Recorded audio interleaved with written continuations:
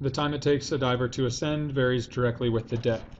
And so instead of y equals kx, what it's saying is that the time is your y value and the depth is your x value.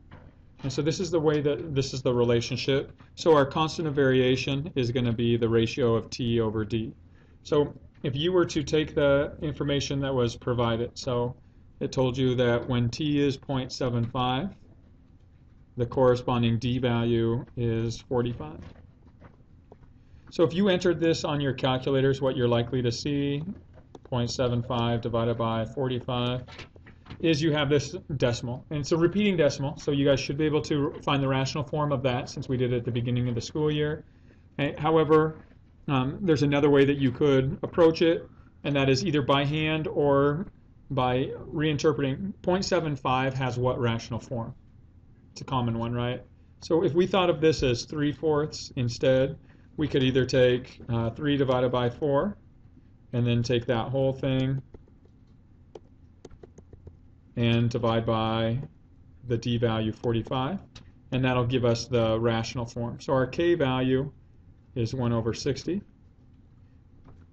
Okay, or we could solve it by hand. So if we put in a 3/4 divided by 45 is equal to k.